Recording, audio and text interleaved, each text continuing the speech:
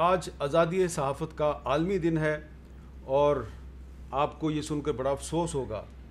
کہ اسلامی جمہوریہ پاکستان دنیا کے ان 5 ممالک میں شامل ہو چکا ہے جن کو کہ انٹرنیشنل فیڈریشن آف جرنلسٹ نے صحافیوں کے لیے انتہائی خطرناک قرار دے دیا ہے۔ تو ایک طرف پاکستان صحافیوں کے لیے دنیا کے خطرناک ترین ممالک میں شامل ہو چکا ہے، دوسری طرف پاکستان کا دارالحکومت اسلام آباد یہ صحافیوں کے لیے پاکستان کی سب سے خطرناک جگہ ہے، سب سے خطرناک شہر قرار دیا جا چکا ہے۔ تو حال ہی میں فریڈم نیٹ ورک کی طرف سے ایک رپورٹ جاری کی گئی ہے جس میں یہ بتایا گیا ہے سال 2020 سے لے کے 2021 تک، یعنی کہ مئی 2020 سے اپریل 2021 تک پاکستان میں صحافیوں پر 148 حملے ہوئے اور سب سے زیادہ حملے اسلام آباد میں ہوئے، یعنی کہ 51 حملے ہوئے اور 34% یہ حملے ہیں جو کہ صرف اسلام آباد میں ہوئے، اور صحافیوں پر پاکستان میں جو حملے ہیں ان میں 40% اضافہ ہوا ہے۔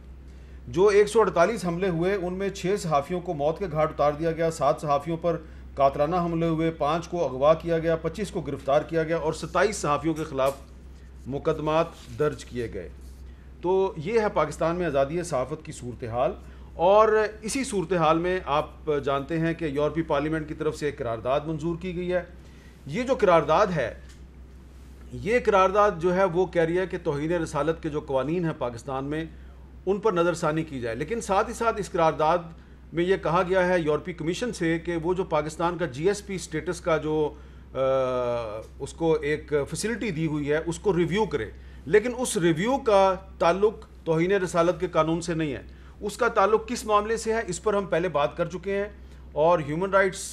کی federal minister doctor Shireen Mazari صاحبہ ایکسپلین کر چکی ہیں کہ یورپی پارلیمنٹ کی طرف سے جو جی ایس پی سٹیٹس ہے اس کا تعلق کن 2 چیزوں سے ہے۔ ذرا سنیں انہوں نے کافی عرصہ پہلے ہمیں کیا بتایا تھا۔ جی ایس پی پلس کے ہم نے ہیومن رائٹس کنونشن سائن کیے 7 ہیں جس کی رسپانسبلٹی ہے کہ ہم ان کو فلفل کریں۔ کچھ حد تک ہم نے اپنے قوانین بنانے ہیں تاکہ وہ ریفلیکٹ کریں یہ جو ہم نے کنونشن سائن کی ہیں۔ اس میں ایکچولی انفورس ڈس اپیئرنسز ہے، اس میں پروٹیکشن آف جرنلسٹ ہے۔ یہ 2 ایشوز جو اب جی ایس پی پلس جب رینیو ہوا تو یورپینز نے جو 10 نقطے اٹھائے ہیں کہ جی اس پہ ہمیں پروگریس آپ دکھائیں، تو اس میں یہ پروٹیکشن آف جرنلسٹ ہے، اس میں انفورس ڈس اپیئرنسز ہے، اس میں پروٹیکشن آف مائنورٹیز ہے۔ اس طرح کے کافی چیزیں جو وہ مانگ رہے ہیں وہ ہم کر چکے ہیں آلریڈی، بٹ کچھ امپورٹنٹ ایشوز ہیں جس پہ ابھی ڈفرینٹ منسٹریز نے ایکشن لینا ہے۔ ابھی اس سال ختم ہونے سے پہلے ایک ریویو آئے گا اس کا، تو اگر ہم نے اس کے یہ 10 نکات جو انہوں نے دیے G S P plus E U نے، اگر اس پہ کوئی موومنٹ فارورڈ نہیں ہوگی تو ہمیں مسئلے مسائل پیش آئیں گے، اور اس واسطے ہمیں اس پہ اب کچھ موومنٹ کرنی پڑے گی۔ جرنلسٹ پروٹیکشن، انفورس ڈس اپیئرنسز، یہ 2 ایشوز، اور ان دونوں قوانین تیار ہیں، اب صرف بیوروکریٹک اس سے ہم نے نکلنا ہے، اور سارے سٹیک ہولڈرز کی ہمیں اپروول چاہیے وہ انفورس ڈس اپیئرنسز کے لیے۔ اور جرنلسٹ پروٹیکشن میں تو ایشو نہیں ہے، یہ فردوس عاشق اوان نے انفارچونیٹلی ایک اپنی وہ کیا کہتے منسٹری کی وہ پوزیشن کے اوپر پتہ نہیں کیوں انہوں نے کہا کہ انہوں نے کیسے انٹروڈیوس کر دیا ہے۔ ہم نے محنت کر کے کنسلٹیشنز کر کے ہم سمجھتے ہیں یہ بھی ہیومن رائٹس کا ایشو ہے، پروٹیکشن آف جرنلسٹ۔ تو آپ نے سنا ڈاکٹر شیریں مزاری صاحبہ نے ہمیں کافی عرصہ پہلے بتا دیا تھا کہ جو یورپی یونین ہے اس کی طرف سے پاکستان کو یہ کہا جا رہا ہے کہ آپ پاکستان میں جو جبری گمشدگیاں ہیں ان کو روکنے کے لیے قانون سازی کریں اور صحافیوں کے تحفظ کا بل بنائیں۔ ان دونوں معاملات پر بل جو ہیں وہ بنائے گئے، بھجوا دیے گئے، لاء منسٹری کے پاس ہیں دونوں بل، اور وہ آگے قومی اسمبلی کو نہیں گئے۔ اور جو جرنلسٹ پروٹیکشن بل ہے یہ تو 2011 سے اس پہ بات چیت چل رہی ہے، اور ہماری اطلاع کے مطابق جو وزیر قانون ہیں فروغ نسیم صاحب وہ اس کے راستے میں بہت بڑی رکاوٹیں کھڑی کر رہے ہیں۔ کیا وجہ ہے یہ تو اب حکومت ہی میں بتا سکتی ہے، لیکن آج کیونکہ آزادی صحافت کا عالمی دن ہے اس لیے آپ کو یہ بتانا ضروری تھا کہ جو یورپی پارلیمنٹ نے جو قرارداد منظور کی ہے کچھ دن پہلے، وہ قرارداد جو ہے وہ شاید اتنا بڑا خطرہ نہیں ہے، لیکن جو مسنگ پرسنز جو لاپتہ افراد کا مسئلہ ہے یہ ایک اہم ایشو ہے یورپی یونین کا، اور صحافیوں کی جو گمشدگیاں ہیں ان پر حملے ہیں یہ ایک مسئلہ ہے. تو اس پر اب ہم بات کریں گے، لیکن اس سے پہلے کہ میں حکومت اور اپوزیشن کی جو شخصیات ہیں ان سے آپ کی بات چیت کراؤں، پہلے ہم آپ کو بتاتے ہیں کہ لاہور پریس کلب، اسلام آباد پریس کلب اور کراچی پریس کلب کے جو پریزیڈنٹ ہیں وہ آج کے دن حکومت سے کیا کہہ رہے ہیں. ہمارے وزیر اطلاعات ہیں فواد چودھری صاحب خود باخبر ہیں ایک چیز سے، باشعور آدمی ہیں،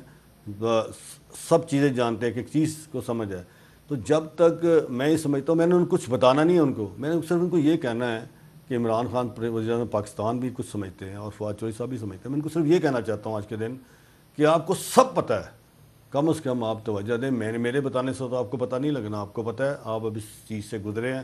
مجھے امید ہے کہ آپ ایک باشعور آدمی ہیں، کم از کم اس دن کے مناسبت سے کوئی نہ کوئی ایسی بات کریں گے کہ جو صحافیوں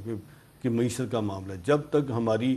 روٹی پوری نہیں ہوگی، ہم پیٹ میں ہمارے نہیں جائے گا، تو کون سی ذاتی صحافت اور کون سی ذاتی اظہار. اس حکومت اور اسٹیبلشمنٹ کی یہ اولین ترجیح ہے اور مقاصد میں شامل ہے کہ کمپلیٹلی میڈیا کو اپنے کنٹرول میں لیا جائے، اور یہاں کیا جائے، یہ بھی کیا جائے کہ اس پہ کوئی قطعاً کوئی ایسی آزادی کا تصور نہ ہو جس میں جو دنیا جس پریکٹس سے گزر رہی ہے. یہ خطرات دن بدن بڑھ رہے ہیں، کیونکہ اب تو حالات یہ ہیں کہ جو اسٹیبلشمنٹ ہے وہ ہمارے ممبرز کے انتخاب میں، یعنی کس کو ممبر ہونا چاہیے نیشنل پریس کلب کا، کس کو عہدیدار ہونا چاہیے، کس کو منتظم ہونا چاہیے، یہ بھی ان کی مرضی وہ شامل کرنے کی کوشش کر رہے ہیں. اب پریشرز کی جو شکلیں ہیں وہ بالکل مختلف ہو گئی ہیں. اب اگر آپ دیکھیں تو اس میں کہیں لڑکی والے آ جاتے ہیں، کہیں محکمہ زراعت والے آ جاتے ہیں، تو کہیں شمالی علاقہ جات کی سیر کرانے والے آ جاتے ہیں. تو بالکل اب آپ ظاہر ہے نہ نام لے سکتے ہیں، نہ آپ کو یہ پتہ ہے کہ آپ کس کا ٹارگٹ بن سکتے ہیں. ایک سوگواری کی صورتحال ہے پاکستانی میڈیا کے حوالے سے. اگر میں صرف کراچی کی بات کروں، 1957 صرف کراچی میں 1957 لوگ اپنی نوکریوں سے برخاست ہوئے. تو یہ تھے لاہور، اسلام آباد اور کراچی پریس کلب کے پریزیڈنٹس. اور جو جرنلسٹ پروٹیکشن بل کی جو بات ہم کر رہے ہیں، تو ظاہری بات ہے یہ پارلیمنٹ سے منظور ہونا ہے، تو پارلیمنٹ سے منظور ہونا ہے تو حکومت اور اپوزیشن کو مل کر اسے منظور کروانا ہے. اور بھی جو معاملات ہیں اس میں حکومت اور اپوزیشن میں ان کا آپس میں تعاون بڑا ضروری ہے، لیکن آج کل ایسا لگ رہا ہے کہ حکومت اور اپوزیشن ایک دوسرے سے بات بھی کرنے کے لیے تیار نہیں ہے. تو کیا یہ ممکن ہو سکے گا؟